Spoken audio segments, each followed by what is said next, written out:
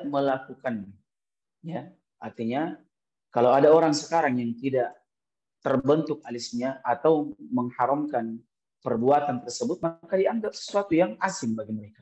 Padahal mereka mengaku seorang muslim. Nah, an-nams adalah haram.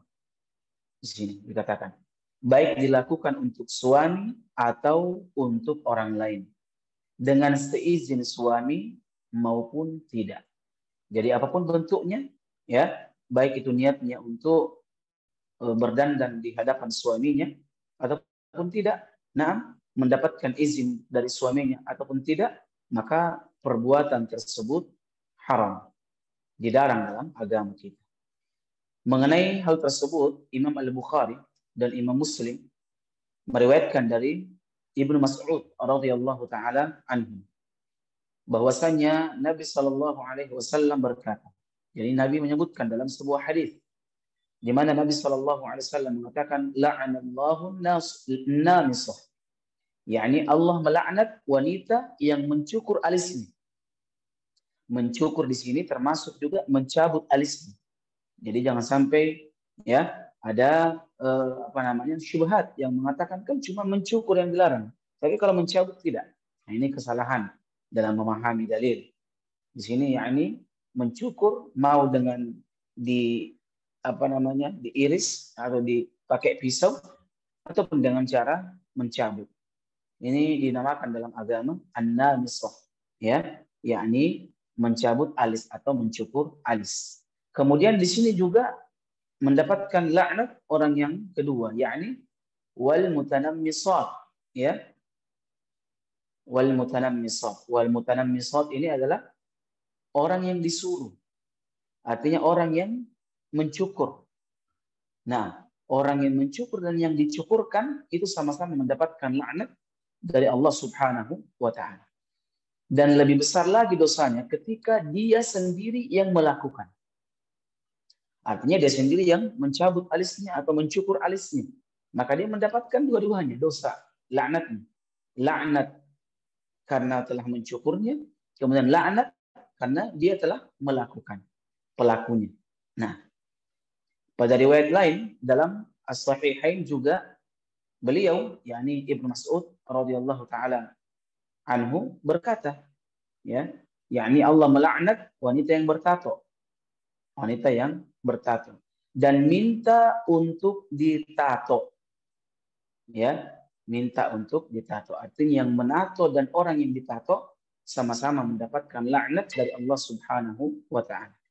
Kemudian wanita yang mencukur bulu alisnya,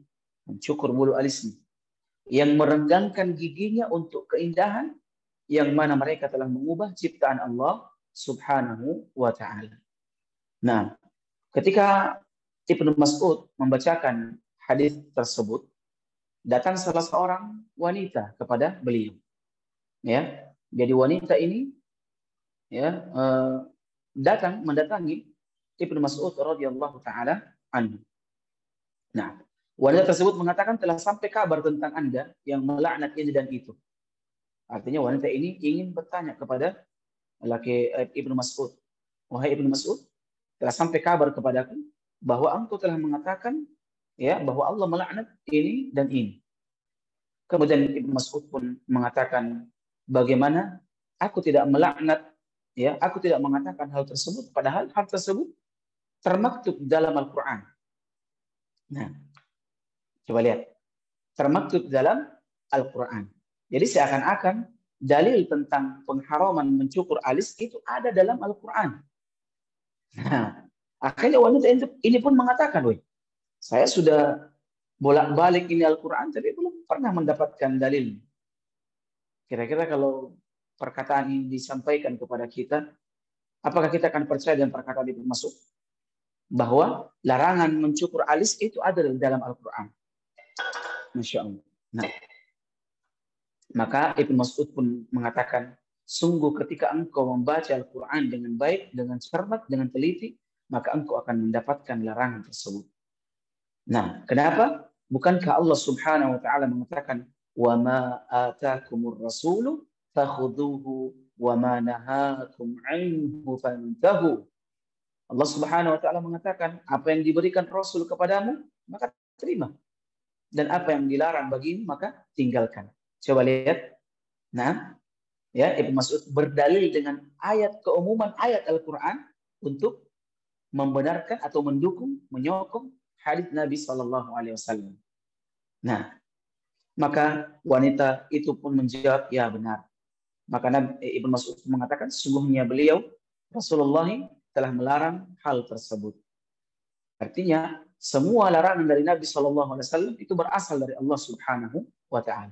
Dan mentaati Rasulullah sama dengan mentaati Allah Subhanahu wa taala. Karena Allah Subhanahu wa taala mengatakan, "Wa man apa namanya? Wa man ata'ar rasul faqad ata'a Allah." Barang siapa mentaati ar-rasul, maka dia sama dengan mentaati Allah Subhanahu wa taala. Kemudian an-namas, ya, an-namas ada yang mengatakan ialah mencukur rambut atau bulu yang ada di wajah secara mutlak. Jadi para ulama berbeda pendapat dalam definisi an-namas ini. Ada yang sampai menghukumi bulu yang juga tumbuh di wajah, di kumis dan di jenggot seorang wanita. Nah, ada juga para ulama mengatakan tidak. Ya, an-namas itu apa yang ada di atas mata saja sampai di ujung sini. Maka itu batasan ini yang dilarang. Nah, makanya para ulama berbeda pendapat, ya, antara mencukur bulu yang ada di mencukur bulu yang ada di kumis dan jenggot di wajah seorang wanita. Namun pendapat yang lebih kuat, insyaallah taala, kalau seorang wanita itu mencukur, ya, bulu yang ada di wajahnya selain di alisnya, apalagi dengan niat untuk bersolek di hadapan suaminya, maka hal tersebut dibolehkan. Nah, ini pendapat yang dikuatkan oleh para ulama kita. Nah, kemudian di sini juga beliau menyampaikan di antara alasan-alasan, ya, sehingga kenapa dilarang hal tersebut, ya. Pertama yang sudah kita bahas yang tadi, ya, yakni hukumnya boleh, ya, mencukur bulu yang ada di kumisnya atau yang berada di di jenggotnya, karena jenggot itu, ya, larangan mencukur jenggot itu bagi untuk laki-laki saja. Adapun untuk perempuan maka dia boleh untuk mencukurnya.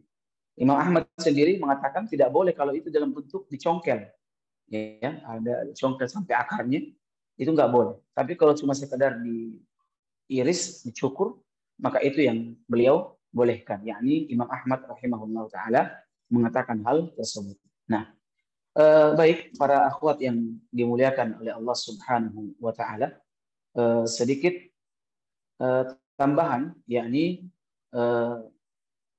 tentang larangan, ya, Nabi Shallallahu alaihi wasallam kepada para wanita untuk mencukur alis. Ini cuma bukan satu hadis ini saja. Namun banyak hadis-hadis yang melarang hal tersebut, ya. Oleh karena itu, seorang akhwat, seorang muslimah hendaknya bertakwa kepada Allah Subhanahu wa taala. Nah, jangan karena beralasan ingin indah, ingin tampil indah, ya, di hadapan suaminya, lantas dia menghalalkan segala cara. Sekalipun wanita tersebut telah mendapatkan izin, ya, dari suaminya, namun izin tersebut tidak berlaku. Kenapa? Karena bertentangan dengan apa yang dilarang oleh Allah Subhanahu wa taala melalui lisan Nabi Muhammad sallallahu alaihi wasallam. Oleh karena itu, hendaknya ini hal yang perlu kita sampaikan. Dan hal ini juga, ya, kita upayakan untuk dikabarkan kepada para akhwat yang lain. Nah, agar tidak melakukan hal tersebut. Ini biasanya, ya, biasanya. Apalagi perempuan akhwat yang mau menikah, didandan sekalian alisnya dicukur. Hati-hati. Ini perbuatan yang mendapatkan laknat dari Allah Subhanahu wa taala. Artinya dia dosa besar. Ya, karena definisi dosa besar yakni dosa yang ada ancaman di dalamnya.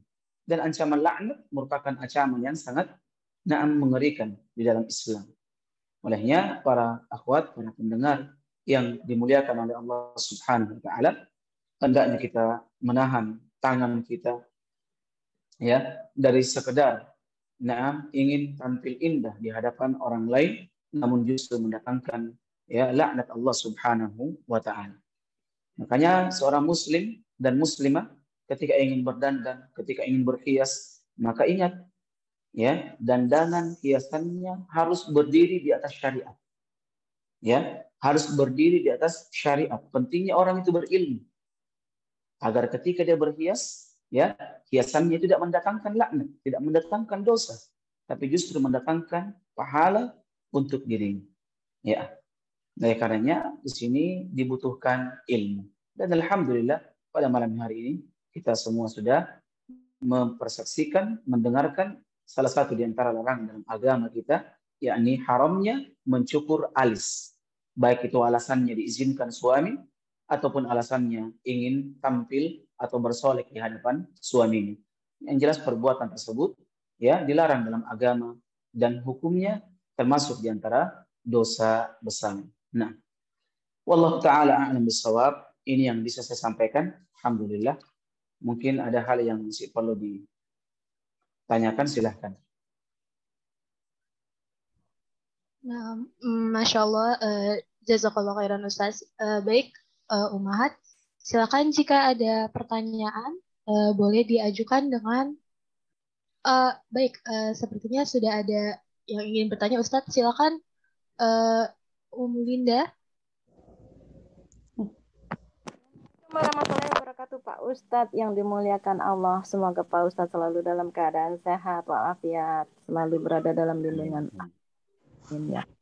Pak Ustadz, mau tanya, kalau misalnya waktu masih zaman jahiliyah kan belum tahu ini hukum-hukumnya dan hadisnya ini kan belum tahu, tapi sudah terlanjur mencukur alis, itu bagaimana Pak Ustadz? Apakah boleh bertaubat saja atau bagaimana? Jazakallah khairan katsiran. Warahmatullahi wabarakatuh. Nah, barakallahu fiik. Nah, doa yang sama ya untuk ibu tadi dan untuk keluarga insya Allah. Yang pertama saya ingin sedikit meluruskan kalimat zaman jahiliyah ya. Nah, jadi ingat setelah diutusnya Nabi Shallallahu Alaihi Wasallam maka tidak ada lagi yang namanya zaman jahiliyah. Jadi mungkin kalimatnya bisa dengan cara Ustadz dulu waktu saya masih zaman jahil ya, jangan dimutlakkan jahiliyah karena zaman jahiliyah adalah zaman di mana belum terutusnya Nabi Shallallahu Alaihi Wasallam. Nah, tadi saya kira ibu bertetangga dengan siapa orang-orang jahiliyah di Mekah ya. Nah, barakallahu fiik. Kemudian bagaimana kalau sudah terlanjur ya, sudah terlanjur dan itu pernah kita lakukan atas dasar kebodohan kita, maka wallahu taala a'lam bishawab, tinggalkan hal itu, bertaubat kepada Allah Subhanahu wa taala. Kemudian alis yang sudah dipotong apakah disambung lagi? Enggak. Biarkan saya seperti itu. Nah, biarkan seperti itu apa adanya karena perbuatan tersebut berdasarkan atas dasar kebodohan. Dan Nabi Shallallahu Alaihi Wasallam mengatakan dalam sebuah hadis ya bahwa umat mu'af, semua umat itu diampuni oleh Allah Subhanahu Wa Taala. Nah, apalagi apa namanya al khata wa nisyan, orang yang melakukan kesalahan karena kejahilan, tidak sengaja atau karena dia lupa. Oleh karena itu semoga perbuatan ibu tadi ya atas dasar betul-betul kebodohan dan saat ini alhamdulillah Allah berikan taufik untuk bisa mendapatkan hidayah sehingga kita pun bisa mengetahui larangan tersebut. Namun kewajiban kita saat ini ya yakni bertaubat kepada Allah Subhanahu wa taala dan berusaha berjanji untuk tidak melakukannya lagi. Wallahu taala alam bissawab. Silakan.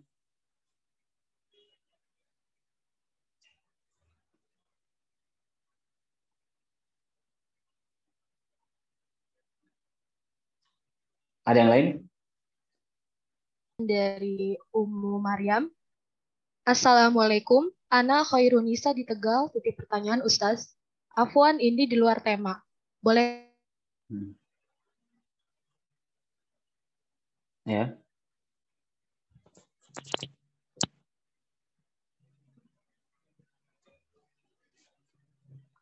putus suaranya.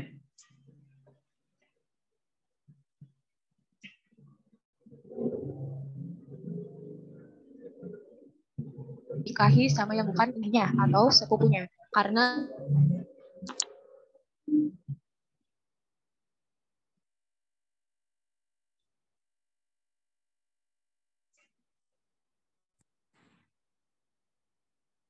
Gimana pertanyaannya? Afwan Ustaz, apa suara Ana tidak terdengar tadi ya? Iya, enggak apa namanya, tidak terdengar sama sekali. Afwan, sepertinya sinyal saya sudah bermasalah sedikit ya. Baik, Ana bacakan lagi ya. Ini pertanyaan dari Ummu Maryam. Assalamualaikum. Ana Khairunisa di Nah, Tegal. Titip pertanyaan Ustaz. Afwan, ini di luar tema. Bolehkah jika wanita yang hamil dengan orang lain terus dinikahi sama yang bukan menzinahinya atau sepupunya? Karena menutupi aib keluarganya. Dan jika terlanjur terjadi, bagaimana hukum pernikahannya? Syukron atas jawabannya Ustaz. nah pertama ya, na'udzubillahi minaz zina. Semoga Allah Subhanahu wa taala menjauhkan kita semua dari perbuatan zina. Nah, ini diantara keburukan perzinahan itu menghilangkan nasab. Menghilangkan nasab. Jadi ketika ada si fulana, waliyadzubillah, na'udzubillahi minaz zina. Si A hamil dengan si B. Si B ini laki-laki, si A ini perempuan, fulan dan fulan berzina.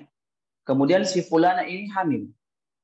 Pendapat yang kuat insya Allah, si fulana ini tidak boleh dinikahkan baik dengan laki-laki yang telah menghamilinya maupun dengan laki-laki yang lain. Dia wajib untuk menunggu sampai dia istibra', sampai dia melahirkan. Setelah dia melahirkan, boleh dia dinikahkan dengan siapapun. Nah, ya, boleh dia dinikahkan dengan siapapun. Dan ini peringatan yang keras. Nah, kalau mungkin ada orang yang bertanya, ini keras banget ini, ya, konsekuensinya. Siapa suruh berzina? Na'udzubillah min dzalik. Karena ketika disepelekan atau dibuat hukum, ya, bolehnya menikahi, ya, bolehnya menikahi orang yang telah hamil di luar nikah, maka tentu banyak orang yang akan menghalalkan perzinahan. Namun pendapat yang kuat dalam hal ini, orang yang hamil, wanita yang hamil, itu tidak boleh menikah dengan siapapun sampai dia melahirkan. Ini pendapat yang kuat di antara para ulama. Terus bagaimana kalau sudah terlanjur menikah? Maka bertobat kepada Allah dan berusaha untuk menikah ulang. Ya, menikah ulang. Walaupun mungkin sembunyi-sembunyi, yang penting nikahnya di hadapan walinya, tanpa perlu mengumumkan saya ingin nikah lagi. Nah, nggak perlu. Cukup walinya dipahamkan. Nah, agar pernikahannya tidak terjadi syubhat. Nah, waliyadu billah. Ini juga laki-laki yang mau menerima wanita hamil, saya nggak habis pikir. Kenapa dia mau menerima wanita yang dihamili, orang yang berzina? Nah, padahal Allah Subhanahu wa taala mengatakan az-zaniyatu la yankihuha illa zani. Nah, atau musyrik. Pezina perempuan tidak akan menikah kecuali kan pezina juga atau orang musyrik. Nah, oleh karena itu hendaknya mereka bertaubat kepada Allah Subhanahu wa taala dan betul-betul menjaga takwanya di atas keimanan kepada Allah Subhanahu wa taala, menjauh ya dari yang namanya keburukan, termasuk di antaranya yakni perzinahan. Waliyadzubillah. Wallahu taala a'lam bishawab. Ada yang lain? Naam, silakan Umahat, mungkin ada pertanyaan lagi? Satu lagi. Naam, Ustaz. Assalamualaikum Pak Ustadz, mau tanya lagi boleh? Mumpung belum ada yang nanya. Silahkan. Ya. Assalamualaikum, mohon maaf. Afwan Pak Ustadz, kalau misalnya ini pertanyaannya agak di luar tema. Bagaimana hukumnya kalau berhalwat ya Pak, bukan berhalwat, maksudnya dalam rangka untuk belajar ilmu, misalnya dalam rangka mempelajari Quran bersama ustadz ini maksudnya akhwat dengan ikhwan ya Pak Ustadz ya Pak. Maksudnya belajar dalam maksudnya secara personal gitu Pak Ustadz. Itu dua-duaan Pak Ustadz. Maksudnya ya itu namanya kan berkhawat ya Pak Ustadz ya. Tapi dalam rangka belajar Quran gitu Pak Ustadz. baik. Apakah Baik, paham. mana? Jazakallah khairan katsir. Assalamualaikum warahmatullahi wabarakatuh. Nah, waalaikumsalam warahmatullahi wabarakatuh. Jadi belajar agama itu merupakan kewajiban bagi setiap muslim dan muslim. Itu tidak ada keraguan padanya. Apalagi belajar tentang Al-Quran. Namun di sini ketika kita ingin memahami ayat ini, mengamalkan ayat yang mulia ini, tidak boleh ada pelanggaran di dalamnya. Nah, seperti mungkin mengambil ilmu dari yang bukan dari kalangan orang yang memahami Al-Quran dan Sunnah dengan baik, bukan dari kalangan Ahlus Sunnah wal Jamaah. Kita nggak boleh ambil ilmu dari orang-orang yang menganut pemahaman yang sesat di antaranya. Kemudian tidak boleh ada pelanggaran dalamnya, seperti berdua-duaan. Mengajar Quran itu, alhamdulillah kita juga pernah mengajar dan alhamdulillah dianugerahi ilmu, ya. Mengajarkan Al-Quran, apalagi ilmu tajwid, itu hal yang sangat sensitif. Nah, apalagi mengajarkan Al-Quran kepada akhwat. Nah, karena tajwid itu mesti dilihat mulutnya, nggak cukup dengan didengar. Nah, mesti dilihat lisannya, di mana lidahnya, bagaimana bentuk mulutnya dan seterusnya. Dan tidak akan mungkin ini bisa terrealisasi tanpa kita lihat orang. Nah, oleh karena itu bersabarlah, tunggu ustazah yang Allah utus untuk beliau, ya, karena tentunya ada uzur dalam hal ini, walaupun belajar Al-Quran adalah kewajiban, namun karena terkendala, ya, sesuatu yang kalau kita tempuh tentu akan menimbulkan fitnah yang lebih besar. Maka yang paling baik tentunya lebih selamat untuknya bersabar, dia menunggu, ya, atau mungkin bisa suaminya suruh belajar dengan ustaz tersebut, nanti suaminya mengajari istrinya, dan ini lebih aman insyaallah. Wallahu taala alam bisawab. Gimana, admin? Ini masih ada satu pertanyaan lagi Ustadz, apakah boleh? Terakhir. Ini dari admin A3 Akhwat ya. Bismillah, Afwan Ukhti mau titip pertanyaan. Bagaimana cara berwudu di tempat umum bagi wanita? Karena kadangkala tempat wudu di sebagian masjid ruangannya tidak tertutup. Nah, barakallahu fi. Tadi saya sudah ada kajian di Facebook, akun Facebook kami. Silahkan mungkin di situ untuk lebih jelasnya, ya, di A3 Official. Apa ya namanya? A3 Official Dakwah Channel. Silahkan di situ, karena tadi pertepatan saya sedang bahas kitab Bulughul Maram bab wudu, ya. Situ ada kami selipkan pembahasan tentang bagaimana wanita yang berhijab ingin berwudu di tempat umum, maka secara singkatnya silahkan dia berwudu sesuai dengan kemampuannya, atau dia masuk di toilet, tidak ada masalah. Dia masuk di toilet berwudu, karena ini tentunya lebih aman bagi dia. Kalau memang tidak ada toilet, ya, dia juga waktu kayaknya nggak keburu kalau dia pulang ke rumahnya, maka dia boleh berwudu sesuai kemampuan di tempat umum itu. Kemudian ketika dia membasuh kepalanya, tidak perlu, ya, mengusap kepalanya, tidak perlu dia tidak perlu dia masuk ke dalam, tapi cukup dia mengusap kepalanya bagian atas, yakni jilbab yang dia usap. Nah, ini sudah dianggap mengusap kepala, dan ini insya Allah dibolehkan. Untuk lebih jelasnya silahkan Anda masuk di akun Facebook kami, silahkan insya Allah. Wallahu a'lam bishawab. Saya kira cukup, ya. Semoga Allah memberikan manfaat atas pertemuan kita di malam hari ini. Harapan kami tentunya semoga usaha yang kecil ini bisa, ya, menjadi sebab-sebab, ya, terjaganya atau terjauhnya para akhwat kita, dan salah satu di antara bentuk kecintaan kami kepada para akhwat, ya, akhwat muslimah, akan kecemburuan kami juga, ya, akan banyaknya musuh-musuh, ya, yang sedang membidik mereka. Nah, ingin menyesatkan mereka. Semoga Allah menjaga kita semua, terkhusus para ummahat. Saya mohon maaf atas segala kurangannya. Subhanakallahumma bihamdik, asyhadu an la ilaha illa anta astaghfiruka wa atubu ilaik. Assalamualaikum warahmatullahi wabarakatuh. Waalaikumsalam warahmatullahi wabarakatuh. Jazakallah khairan Ustadz. Jazakallah.